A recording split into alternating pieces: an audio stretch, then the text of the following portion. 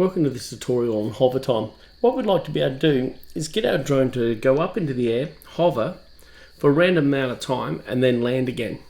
So let's get underway. So I've got a title at the moment. I've imported my Tello import star and I've got print welcome to hover time. What I want to do is talk to the drone, so I've got to go with start, bracket. This now allows me to communicate with my drone. Now to do a hover time, we need to get the drone to take off. So simple command, take off. And then we need it to hover in the air, and then I want it to land.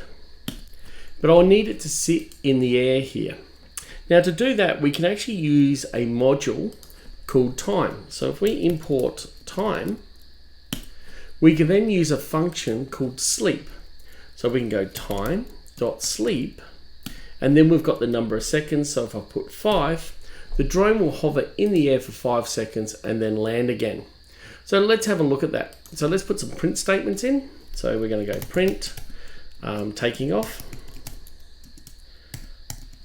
And then after we take off, we then want to land. So I'm going to put an enter in here and go print. And then I'm going to put landing. And that way we know we've got the land command. So there should be a 5-second gap between these occurring. Now remember that the takeoff cycle needs to finish before this sleep will occur. So taking off sometimes take a few extra seconds. So let's test our program. I'm going to right mouse click and go run hover time, and make sure you're connected to your drone, and let's see what happens.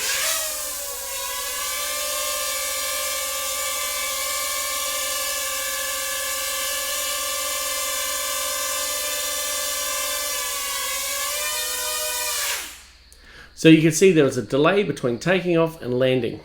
And you can count the seconds and see how it goes, but you'll notice that it's not exactly 5 seconds. So let's change this to 3 and see what happens now. So let's run the program again. It should be 3 seconds in the air. So taking off, 1, 2, 3.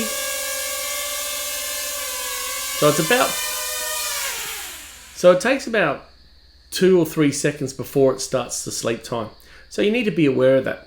So at the moment it takes off, hovers in the air, and then lands for us. So that's working well. But what if we want to have a random time? Say we want to let the computer decide how long it sits in the air. So that way every time we run our program, it's not always that consistent, that the user can feel like it's a little bit random to see when the drone will land. So let's import another function called random.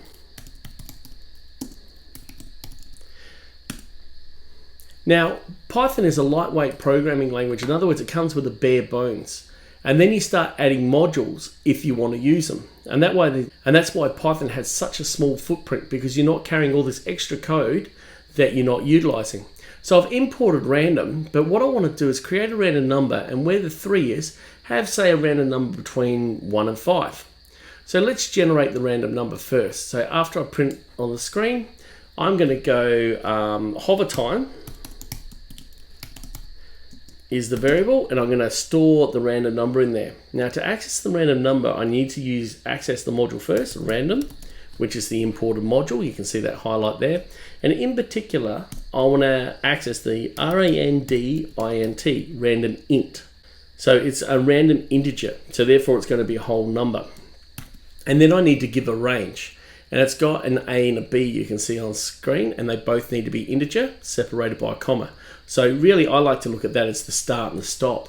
So I want to start at, say, 1, and I would like to stop at somewhere around 5. So I'm going to also show what the hover time is. So I'm going to go print, bracket, and I'm just going to put in quotes, the hover time is, and then I'm going to add on hover time. Now remember that hover time is actually an integer. So this will generate a whole number. This is a string and this is an integer.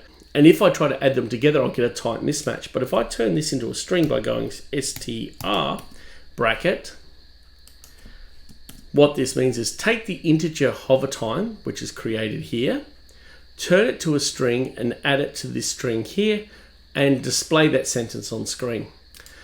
Now that we know what the hover time is and we can see that, we just need to now change the sleep time. So rather than sleeping for 3 seconds, we now want to sleep for hover time. And therefore this integer is now used as the number of seconds. So let's run our program and see how it goes. So right mouse click, run hover time. In our output you can see we're going to hover for 1 second.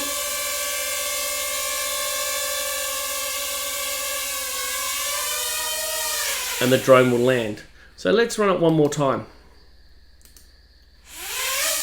This time it's going to hover for 5 seconds.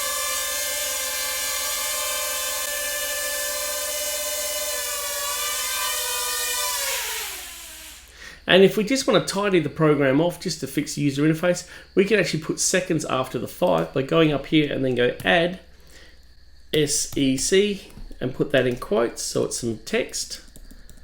So then it'll add the seconds onto the end of the string. So now we've got the hover time. The integer is a string plus SEC.